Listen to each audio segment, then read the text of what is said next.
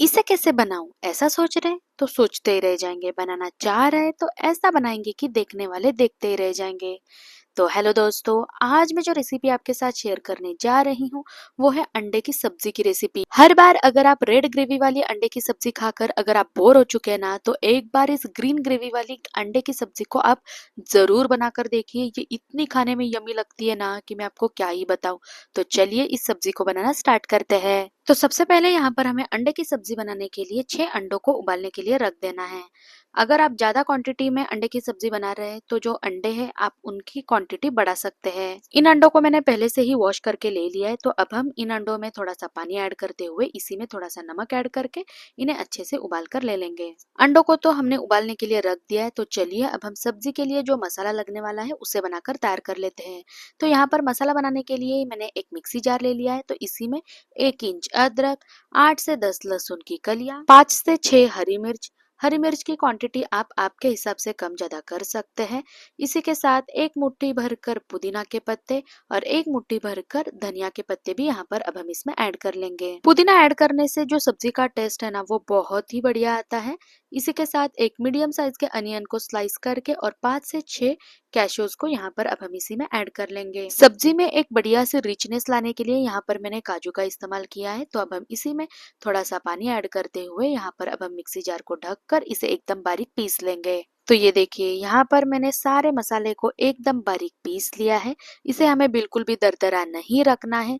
जितना बारीक आप इसे पीस सकते हैं ना उतना बारीक यहाँ पर आपको इसे पीस कर लेना है। अब दूसरी साइड हमने जो अंडों को उबालने के लिए रखा था, तो अंडे उबल चुके थे। तो यहाँ पर मैंने सारे अंडों को छीलकर उन्हें इस तरीके से 2 हिस्सों में डिवाइड करके रख दिया है। सब्जी की सारी प्रिपरेशन हो चुकी है। तो चलिए अब हम फाइनली सब्जी बनाना स्टार्ट करते हैं। सब्जी बनाने के लिए यहाँ पर मैंने गैस पर एक कढ़ाई चढ़ा ली है। तो अब हम इसी में 2 टेबलस्पून इतना ऑयल ऐड कर लेंगे। यहाँ पर ऑयल जो है वो गर्म हो चुका है। तो अब हम इसी में एक बड़े साइज के अनियन को एकदम बारीक चॉप करके यहाँ पर अब हम तेल में ऐड कर लेंगे।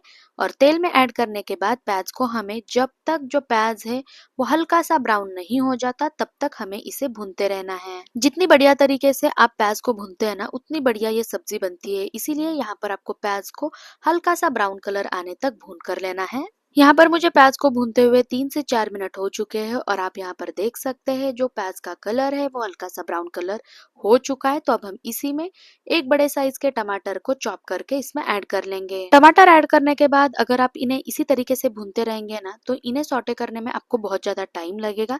तो यहाँ पर टमाटर को जल्दी से गलाने के लिए अब हम इसी में थोड़ा सा सॉल्ट ऐड करते हुए इसे 1 से 2 मिनट के लिए इस तरीके से मिक्स करके इसे ढक कर 2 से 3 मिनट के लिए छोड़ देंगे। 2 से 3 मिनट बाद आप यहाँ पर देख सकते हैं जो टमाटर है वो एकदम बढ़िया तरीके से गल चुके हैं। तो ठीक इसी तरीके से जब तक टमाटर सॉफ्ट नहीं हो जाते ना तब तक यहाँ पर हमें टमाटर को ढककर पकाना है। तो ये देखिए यहाँ पर प्याज और टमाटर सॉफ्ट हो चुके हैं। तो अब हम इसी में हाफ टी स्पून इतनी हल्दी, 1.5 टीस्पून इतना रेड चिली पाउडर, तीखापन आप आपके हिसाब से कम ज्यादा कर सकते हैं। हमने मसाला बनाते समय भी हरी मिर्च का इस्तेमाल किया था तो इसलिए यहाँ पर मैंने 1.5 टीस्पून इतना रेड चिली पाउडर इसमें ऐड कर लिया है।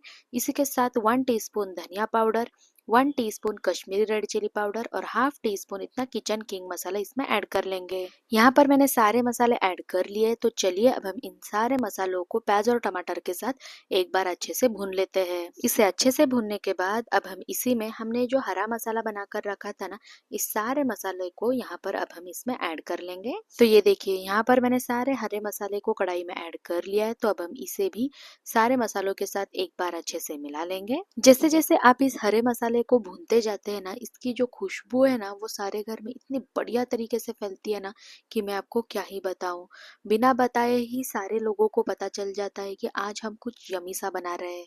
इसकी खुशबू इतनी बढ़िया आती है। मसाले को थोड़ा सा भूनने के बाद अब हम इसी में थोड़ा सा पानी ऐड करते हुए इसे ढक कर 3 से 4 मिनट के लिए पकने के लिए रख देंगे। बीच बीच में आपको इसे चेक करना है कि जो मसाला है वो नीचे से लग तो नहीं रहा है ना, नहीं तो नीचे वाला जो मसाला है ना वो पूरी तरीके से जल सकता है, तो इसीलिए यहाँ पर आपको बीच बीच में इस तरीके से चलाते हुए इसे फिर से ढककर कुक करना है। थोड़ी देर बाद आप यहाँ पर देख सकते हैं, यहाँ पर मुझे मसाले को पकाते हुए काफ़ी टाइम हो चुका है और आप यहाँ पर देख सकते हैं जब मसाला बढ़िया तरीके से कुक होता है ना, तो इसमें से ऑयल सेपरेट होना स्टार्ट होता है। तो यहाँ पर ऑयल सेपरेट होना स्टार्ट हो चुका है। तो चलिए अब हम इसे एक बार अच्छे से मिला लेते हैं। मसाले को अच्छे से मिक्स करने के बाद अब हम इसी में हमने जो अंडों को उबाल कर रखा था ना, इन सारे उबाले हुए अंडों को यहाँ पर हमें मसाले में ऐड कर लेना है।